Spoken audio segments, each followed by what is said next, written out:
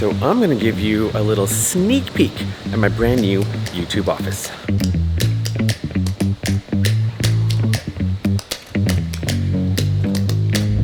Now before I give you the grand tour of my new YouTube office, I want to thank today's sponsor, Uscreen, which is this awesome platform to help you expand your online business if you want to create a membership site, online courses, or even host live streams to connect to your audience. I'm actually setting up my own membership site like right now, and so updates on that later on. And if you're looking to do the same, Uscreen is one of the easiest platforms to help you do that. Their UI just looks beautiful. In fact, it has this Netflix-styled category system, which makes it super easy for your members to binge your content. And what's really cool, and this is probably my favorite part about Uscreen, is that you get to have your very own branded app.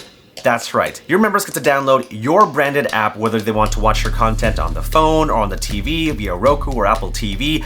Crazy cool, but your very own branded app with Uscreen. And also what's really great is that there are different pricing options for all sorts of budgets. So if you're interested, then definitely check out the Uscreen website for more information. Thank you, Uscreen, for sponsoring this video. But now, back to the tour of my new YouTube office. There it is. Ooh, actually, I wasn't supposed to show the colors just yet. We'll talk about lighting in a second. We're just gonna go back to normal. Ah, there we go. Hi, welcome to my brand new, tiny YouTube office. It's super tiny, guys. I mean, just look at this. This is what I'm working with. This is my space. And the reason why I moved to this YouTube office is because, well, we got a third baby, and the baby kicked me out of my office because she's a baby. She needs her own room. And so yeah, I got kicked out, moved into here, and this was the only spot available for me to have a YouTube space. And so this is what I've got. It's a temporary solution. I'm only gonna be here for just a year, and we'll see what happens there. But yeah, just wanted to give you a tour of my tiny broom closet YouTube office. It actually took me a while to get this office the way it looks right now. I mean, based on these photos and videos, it was super cramped. I didn't know what to do with lights and storage. I got this huge black metal shelf that was just way too big, and so kind of had to condense it into something like this. And so yeah, I'll share more of my furniture choices and why it works for this spot. But let's just start with the entryway, shall we? Here is the entryway of my office.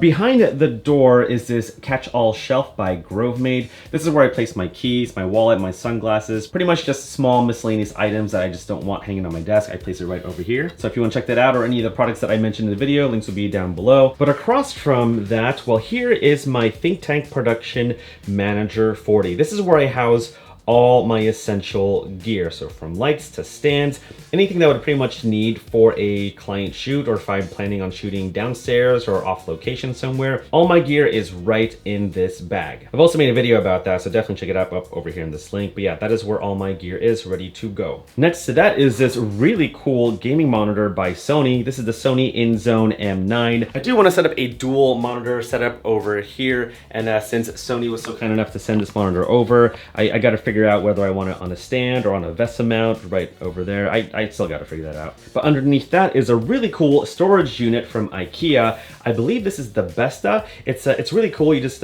push in and it opens. And this is the section where I house all the products that I have to review.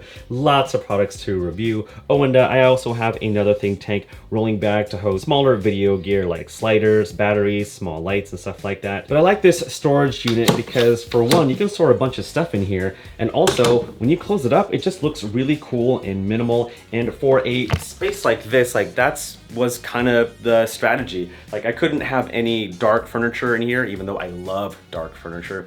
It just doesn't work for this space. I had to use lighter furniture to give the illusion that this space was bigger than what it is. Hence the IKEA Besta storage units. Speaking of trying to make this space feel bigger, I put up some of my favorite photos up on the wall, and it almost seems like windows, like looking out into other places in the world. I know it's a stupid little thing, but it makes me feel like this space isn't so claustrophobic. I have little windows to look out to if ever it feels kind of cramped in here. But these frames I got from IKEA, and those are prints that I actually got from Costco, not too shabby. But that is this wall over here, and on the other wall is, of course, my YouTube plaque. And if you look very closely, there are 3 DeLoreans on this tiny little shelf because, you know, because of my love for Back to the Future. So there you go. Now going over here to this side of the office, this is where I was having trouble trying to figure out how to store the rest of my office junk and gear. So I got two IKEA Besta storage units side by side, and on this side is where I housed, well, I still gotta organize it, but this is the gear that I want to use in the office. I even have these cool little cubbies which I store specific items, like for example, this is the Atomos Ninja 5, and so if I need to use the Ninja 5 to record something, then I'll pull it out of this little cubby. Here I have grip accessories like clamps and cables and all that stuff, gear to sell, gear miscellaneous. And using these cubbies is just a really, really cool way to keep things really organized. Let me show you the next cupboard. So over here, oh yeah, that's still a mess. That's still a mess. I'm really sorry if this is a mess. I feel embarrassed. I should have cleaned it up more. But this is what a storage unit is. It stores things because it's a storage unit. And here, obviously, that's where a lot of my camera gear is, which will go in a backpack eventually. But this section is meant to look like this section. Look how clean and organized this is. Everything is labeled from personal to self-care, office accessories, organization, hard drives, adapters, and drives. Just super organized. Again, I got these little organization cubes from IKEA, and this is by far a better solution than my huge metal shelf that I got before. And right next to my storage unit, you might notice a light. Oh, let me bring it down a little bit. In fact, you probably notice all my lights in my studio, and so we're gonna go over all of them, starting with my key light. This is the Aperture Amaran 100D, and the modifier that I'm using is a Light Dome SE. I've also attached the grid so that I can narrow and shape my light a little bit more. I wanted to make sure that the key light didn't spill over too much onto the wall. Right next to the key light is, I guess, my background slash accent light. This is the Amaran F21C. It's an RGB flat panel, really cool light. I can change the color temperatures from daylight to tungsten. I can even pick colors if I want to because it's an RGB light panel. Red, green, blue, purple, really whatever I want. And across from the F21C is another Amaran light. This is the 60X. It's a bicolor light, a really, really cool light. This is blasting a tungsten colored light because it's meant to serve as a hair light to separate myself from the background. And just below that is one of my favorite new lights, and that is the Amaran T4C, an RGB tube light. And what's really cool is that because they are all Amaran lights, I can control all the parameters of all the lights on my phone or iPad. And if you notice, most of my lights are hung on a ceiling. I've mounted my lights using ceiling mounts because I didn't want to take up space in this studio with the light stand here, light stand there, light stand there. It's just too small of an office. And so the only solution for me was to hang up most of my lights from the ceiling. It's actually a really cool solution. And so if you have a small office like I do, hang your lights up on a ceiling. They will save you a ton of space. Again, I'm gonna show you how I can change all the lights using the app later in the video, so hang tight for that. But yeah, just to finish off this section over here, just decor items like my Xeon gimbal. I got my Sony XM5 headphones, plant from IKEA, and yes, it is fake because I cannot take care of plants. But with my original metal shelf that was here in this studio, it just took up so much space. I mean, it was a great shelving unit to house my big production bag, my sandbags, my stands, and just miscellaneous stuff. It was great. The only problem was that it just looked like a mess. And I realized real quick that if you want to store items in your office, they can't be seen. In fact, if you have shelves in your office, they are meant to be for decor.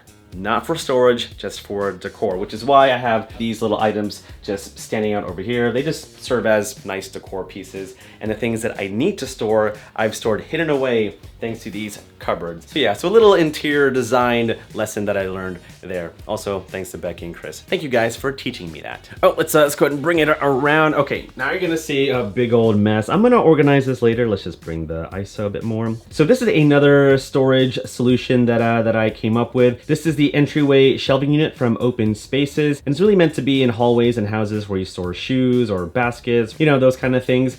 Here I've decided to store my NAS, which is right there. That's the QNAP 472XC. Wow, I actually memorized that. On this shelf over here is gonna be my battery charging unit. Again, I apologize for the mess. I'm still not done. Here I got some just random crap, but I'm hoping to put a PS5 underneath this shelving unit because I wanna be able to mount this monitor next to my desk so I can, you know, play games. Going up over here, let's just show you the actual desk setup. I'm gonna do a proper video talking about my desk setup later, but real briefly, the desk that I got is from Autonomous. This is a standing desk. I've used Autonomous before. I've had the XL version, but this is the only desk that fits properly in this little corridor of the office. Again, it's just super tiny, guys, super tiny. But because it's a standing desk, you can adjust it so that you can edit while standing up, or if you want to sit. Just a great way just to get that blood flow circulating in your body. And over here I got this really cool desk pad from Autonomous,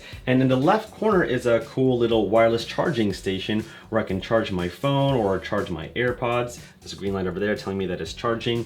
But yeah, just a really cool little desk mat to place my keyboard, mouse, and of course my wireless device. Of course I got the Logitech MX keys and the MX Master 3, and all of this is run by my 14-inch M1 Max MacBook Pro. And if you look real closely, it's all connected with 2 Thunderbolt cables. And I'm trying to set it to just 1 Thunderbolt cable, but for now it's 2. And then here, you've seen this before. This is my monitor shelf by Grovemade. The monitor that I'm using is the BenQ 32-inch 4K monitor. The speakers that I have are the Cantu YU2s, great speakers, iPad mini in the middle. And I got this fun little Pomodoro timer because it helps me focus on finishing tasks in a given time. It's pretty cool, it's kind of helpful. Little productivity hack for you there. But now let's go ahead and talk about the fun part. Again, I'm gonna make a video talking about my entire desk setup, stand by for that. But yeah, let me just show you where I'm gonna place the camera where my talking heads will be. Hang tight. So here we go, that's where the camera's supposed to be at. And yeah, this is typically the spot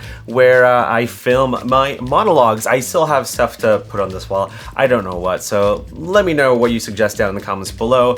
But with the lighting, I've used the Sidesync app to connect all my Amaran lights together. And actually right now, most of the lights are set to daylight with the exception of my hair light, which is set to tungsten. It just kind of separates me from the background just a little bit more. It also just looks really cool. And I didn't want to overdo it with a bunch of different colored lights. I think we've seen a lot of that, but I do have the option to change up the lights if I want to, especially because I might be starting a gaming channel. But just going through the Sidesync app, as you see, I have all my lights connected, and I can just change the different parameters of each light. So say for example, with my key light, which is this light over here, that's the Amaran 100D.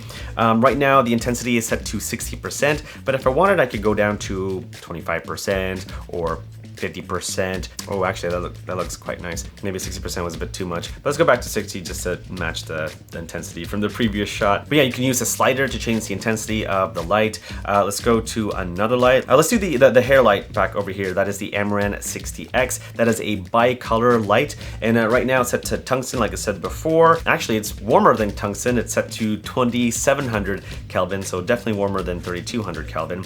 But let's go to 5600 Kelvin, which is daylight, as you see here, and that's fine and all, but I just feel with a different colored light, tungsten just kind of separates me from the background just a little bit more. And again, with the slider, I can go all the way to daylight, but I just want to keep it down to 2700 Kelvin.